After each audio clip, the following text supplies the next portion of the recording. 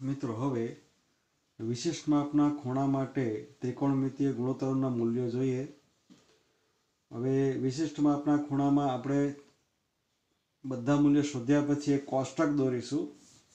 તો એમાં જે આપણા અભ્યાસક્રમમાં છે ધોરણ 10ના, તો શૂન્ય અંશ માટે ત્રિગુણોત્તરોના મૂલ્યો, ત્રિગુણોત્તર એટલે ત્રિકોણમિતીય ગુણોત્તરોનું ટૂંકું અહીંયા સ્વરૂપમાં લખ્યું છે। હવે મિત્રો અહીંયા જરાક 4 આકૃતિઓ મેં દોરી છે, 1 2 3 અને 4। પહેલી આકૃતિ છે એમાં ત્રિકોણ એબીસીમાં ખૂણો બી કાટખૂણો છે। હવે બીજી અને ત્રીજી આકૃતિમાં આપણે એક અવલોકન કરીએ કે એસી ઉપરથી નીચે આવે છે, એટલે કે ખૂણો એ નાનો થતો જાય છે, તેમ તેમ બીસીની લંબાઈ પણ નાની થતી જાય છે।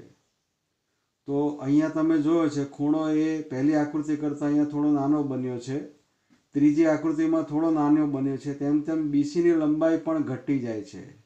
એક સમય એવો આવે છે ધીમે ધીમે કે ખૂણો એ એનું મૂલ્ય 0 થઈ જાય છે, ખૂણો એ, અને એ વખતે બીસીનું માપ શૂન્ય થઈ જાય, એટલે કે બી અને સી બિંદુ એક જ થઈ જાય છે। આવું આપણે માની લઈએ। આ સાબિત તો આપણે જ્યારે 11મા ધોરણમાં સાયન્સ લેશો એની અંદર એકમ વર્તુળ પર આવશે, પરંતુ અહીંયા સમજવા માટે કાટકોણ ત્રિકોણ આપણા અભ્યાસક્રમમાં છે તો એની મદદ અહીંયા લીધી છે। તો 4 આકૃતિમાં જુઓ કે જેમ જેમ ખૂણો એ નાનો થતો જાય છે તેમ તેમ બીસીનું મૂલ્ય પણ 0 તરફ જાય છે, એટલે એ 0 તરફ જાય છે ખૂણા એનું, તેમ તેમ બીસી પણ 0 તરફ થાય છે। તો આપણે અહીંયા પહેલી આકૃતિ પરથી લખીએ સાઇન એ ખૂણા એના સાપેક્ષમાં, તો સામેની બાજુ બીસી છેદમાં કર્ણ। હવે જેમ જેમ આપણે ચોથી આકૃતિ તરફ આવીએ તેમ તેમ ખૂણો એ જે છે એ શૂન્ય થતો જાય છે, અને એ જ પ્રમાણે બીસીની લંબાઈ પણ અહીંયા તમે જો બી અને સી બિંદુ સંપાતી થાય છે એટલે બીસીની લંબાઈ શૂન્ય થાય છે। તો અહીંયા બીસીની કિંમત મેં 0 લીધી, અને એસી અને બીસી સરખા થાય છે, એસીની જગ્યાએ મેં એ બી લખ્યું છે, એસીની જગ્યાએ અંશ 0 એટલે જવાબ 0, એટલે કે સાઇન 0 0 થયા। એ જ પ્રમાણે કોસ એ આ ત્રિકોણ પરથી જોઈએ પહેલી આકૃતિ પરથી, તો પાસેની બાજુ છેદમાં કર્ણ, તો અહીંયા પણ જેમ જેમ એ 0 થાય છે તેમ બી અને સી બિંદુ એટલે કે એબી અને એસી એ સંપાતી થાય છે, એટલે એસીની જગ્યાએ મેં એબી લખ્યા, એટલે બંને સરખા છે એટલે ઉડી ગયા, એટલે કોસ 0 1 થયા। તો અહીંયા ફરીથી લખ્યા સાઇન 0ની કિંમત આપણે 0 મેળવી, કોસ 0ની કિંમત 1 મેળવી, અને ટેન 0 આપણને ખબર છે કે સાઇન અને કોસનો ભાગાકાર ટેન થાય, એટલે ટેન થીટા બરાબર સાઇન થીટા છેદમાં કોસ થીટા, થીટા 0 છે એટલે સાઇન 0 છેદમાં કોસ 0, અંશ 0 એટલે જવાબ 0 છે। હવે સાઇનનો વ્યસ્ત કોસેક, શૂન્યનો વ્યસ્ત ન આવે એટલે અવ્યાખ્યાયિત, એ જ પ્રમાણે કોસનો વ્યસ્ત સેક એટલે કોસ 0 1 છે તો સેક 0 1, અને ટેનનો વ્યસ્ત કોટ તો કોટ 0, 0નો વ્યસ્ત અસ્તિત્વ ધરાવતો નથી એટલે અવ્યાખ્યાયિત, અહીં મેં ટૂંકમાં લખ્યું છે અવ્યાખ્યાયિત। તો આપણે 0 માટે 3 મૂલ્યો શોધ્યા। હવે મુખ્ય 3 જ ગુણોત્તર મિત્રો શોધવાના, બાકીના આપણે વ્યસ્ત લઈ લઈએ છીએ। એ જ પ્રમાણે સેમ અહીંયા 90 માટે છે, 90 માટે ત્રિગુણોત્તરોના મૂલ્યો। હવે અહીંયા પણ અહીંયા જોયું તે પ્રમાણે પહેલી આકૃતિમાં જુઓ કાટકોણ ત્રિકોણમાં ખૂણો બી કાટકોણ છે। હવે ખૂણો એમ જેમ જેમ મોટો થતો જાય તેમ તેમ એબીની લંબાઈ ઘટતી જાય છે, તમે અહીંયા જોઈ શકો છો।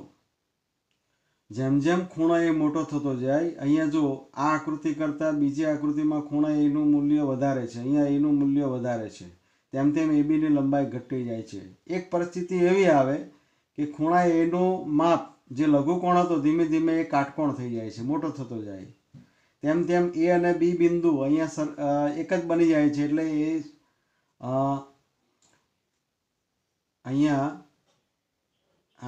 કાઢી નાખીએ, એટલે એ બી અને બીસી સંપાતી થાય છે। અહીંયા લખ્યું છે આ ચોથી આકૃતિમાં ખૂણો એ 90 જેમ જેમ 90 થાય તેમ તેમ એસી અને બી સંપાતી થાય, એટલે એસી અને બીસી સરખા થાય છે। કહેવાનો ભાવાર્થ એવો છે કે એબીનું માપ એ 0 થાય છે। તો હવે સાઇન એ લખીએ તો સામેની બાજુ છેદમાં કર્ણ, એસી છેદમાં બીસી। હવે એની જગ્યાએ આપણે હવે એવું માની લઈએ છીએ કે 90, એટલે જેમ જેમ ખૂણો એ મોટો થતો જાય 90 થાય, એટલે સાઇન એનું માપ આપણે 90 લખીએ તો રેખાખંડ એસી અને બીસી સંપાતી થતા જાય છે, સંપાતી થાય છે. એટલે બીસી છેદમાં બીસી એટલે એસીની જગ્યાએ આપણે બીસી લખ્યું એટલે 1 થયો. એ જ પ્રમાણે કોસ એ બરાબર પાસેની બાજુ છેદમાં કર્ણ, તો એનું માપ 90. અને આપણે જોયું તે પ્રમાણે એબીનું મૂલ્ય 0 થાય છે, અંશ 0 એટલે જવાબ 0. તો આપણે અહીંયા સાઈન 90 1 મળ્યા અને કોસ 90 0 મળ્યા. એના પરથી આપણે આ બેનો ભાગાકાર લઈએ એટલે tan 90 સાઈન 0 છેદમાં કોસ 0 એટલે 1/0. 0નો વ્યસ્ત અસ્તિત્વ ધરાવતો નથી, અવ્યાખ્યાયિત. હવે એના વ્યસ્ત લઈ લઈએ એટલે સાઈન 90નો વ્યસ્ત કોસેક 90, તો 1નો વ્યસ્ત 1, પછી કોસ 90નો વ્યસ્ત સેક 90. 0નો વ્યસ્ત અસ્તિત્વ ધરાવતો નથી, અવ્યાખ્યાયિત. અને કોટ 90 એટલે આનો વ્યસ્ત. તો કોટ 90 એટલે કોસના છેદમાં સાઈન, કોસ 90 છેદમાં સાઈન 90 એટલે 0 છેદમાં 1 અંશ 0 એટલે જવાબ 0.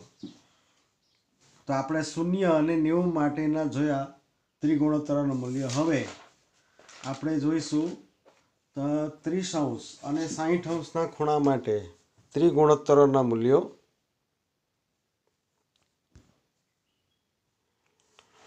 તો હવે આપણે કાટકોણ ત્રિકોણ દોરીશું.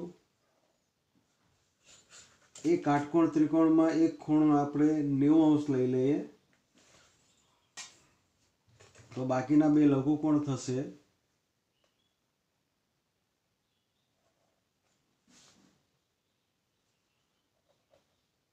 આ બે કાટકોણ છે એ અને સી. તો ત્રિકોણ એબીસી માં ખૂણો બી 90 આપણે લીધો છે. હવે જે બે લઘુકોણ છે એમાંથી એક ખૂણો આપણે 30 લઈ લઈએ. માન લો કે ધારો કે આનું માપ છે 30°. ખૂણો એ બરાબર 30. તો માટે ખૂણા સી નું માપ કેટલું થશે? આ 90 છે તો આ બેનો સરવાળો 90, તો સ્વાભાવિક છે કે આનું માપ 60 હશે.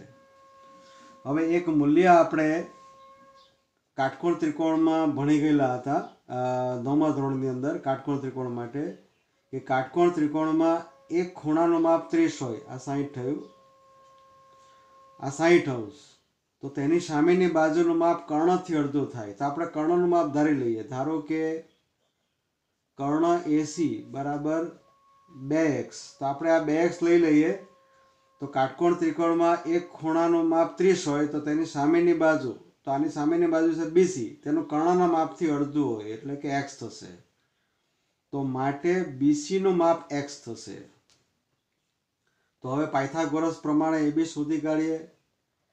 તો એબી નો વર્ગ બરાબર કર્ણનો વર્ગમાંથી કાટખૂણો સિવાયની બીજી બાજુ એટલે બીસી નો વર્ગ બાદ કરીએ. પાયથાગોરસ સિદ્ધાંતનો અહીંયા ઉપયોગ કર્યો છે.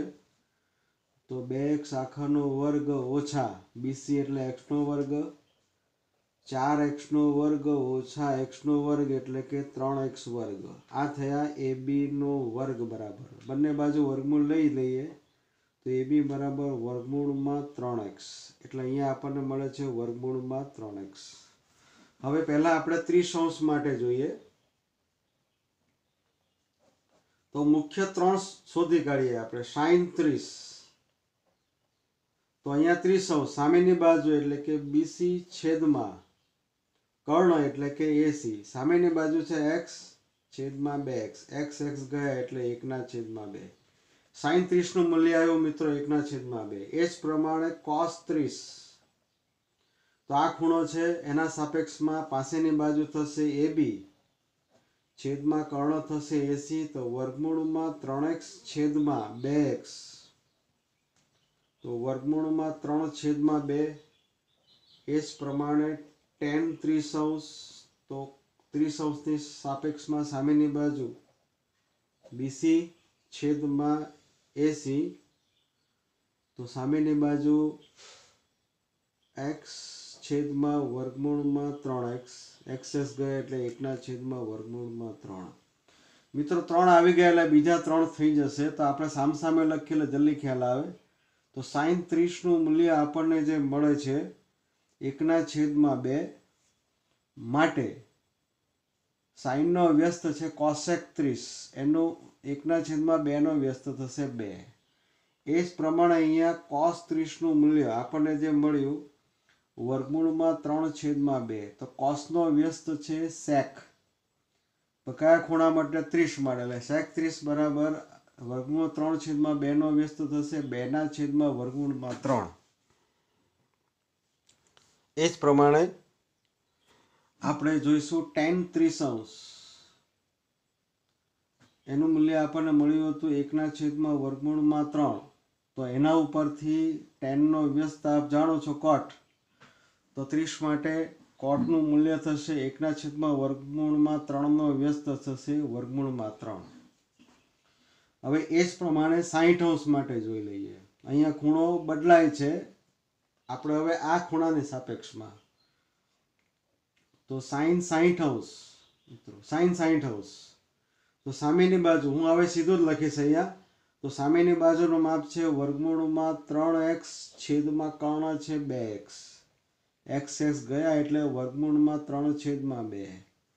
એ જ પ્રમાણે cos 60° બરાબર, તો આ ખૂણાની સાપેક્ષમાં પાસેની બાજુનું માપ છે x છેદમાં કર્ણ છે 2x.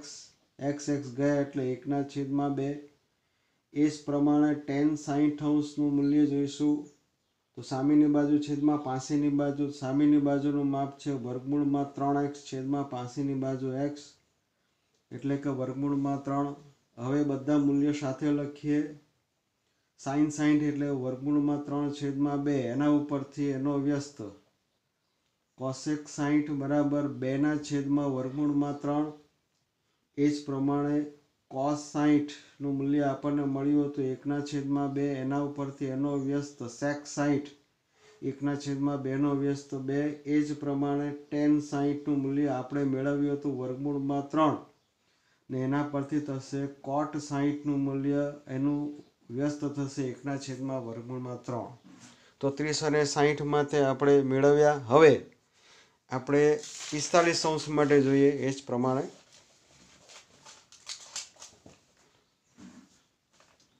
તો 45° માટે ત્રિગુણોત્તરોના મૂલ્યો.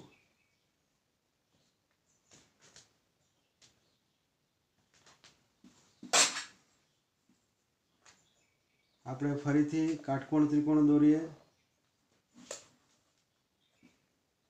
ત્રિકોણ ABC,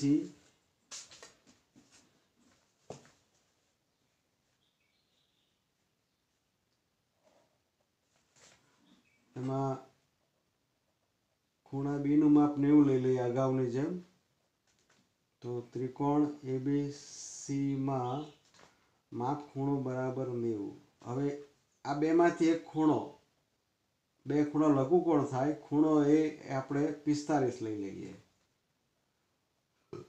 તો સ્વાભાવિક છે કે માટે ખૂણા C નું માપ પણ 45 થશે, એટલે આ પણ 45 થશે.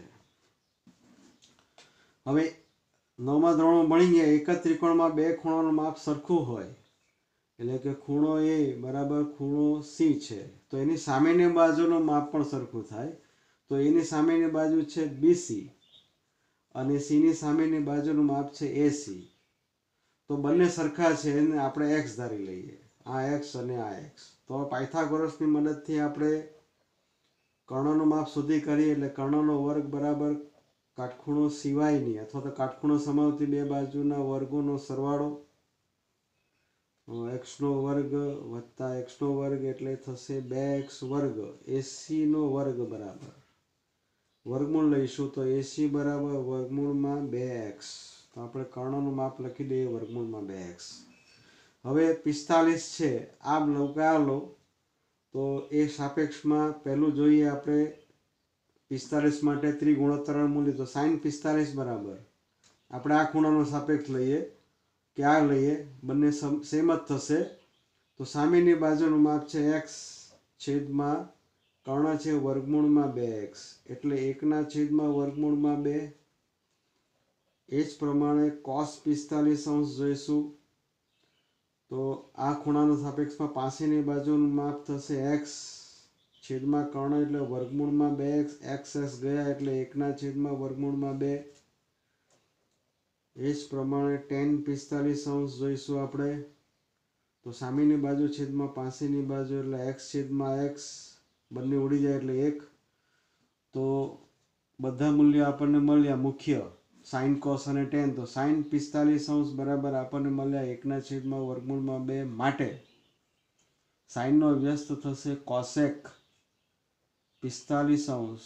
તો 1/√2 નો વ્યસ્ત થશે √2. એ જ પ્રમાણે બીજો મુખ્ય ત્રિકોણમિતિય ગુણોત્તર cos 45, એનું મૂલ્ય પણ આપણને મળ્યું 1/√2. હવે cosનો વ્યસ્ત થશે sec. તો 45°ના ખૂણા માટે secનું મૂલ્ય એટલે આનો વ્યસ્ત √2. એ જ પ્રમાણે આપણે tan 45° મેળવ્યો, અહીંયા એની મૂલ્ય આવે છે 1. તો એના ઉપરથી cot 45, 1નો વ્યસ્ત 1. તો આપણે મિત્રો 0, 90, 30°, 60° અને 45° માટે ત્રિકોણમિતિય ગુણોત્તરોના મૂલ્યો શોધ્યા. હવે પછીના ભાગમાં આપણે આનું કોષ્ટક બનાવવાનું છે. એ કોષ્ટક કેવી રીતે યાદ રાખવું એની ટ્રીક હું બતાવીશ. એટલે કોષ્ટક પરથી આપણે મૂલ્યોના દાખલા જે આગળનું સ્વાધ્યાય છે એ ગણીશું. એ કોષ્ટક પરથી સરળતા રહે. તો એ કોષ્ટક કેવી રીતે યાદ રાખવું એની ટ્રીક હું બતાવીશ.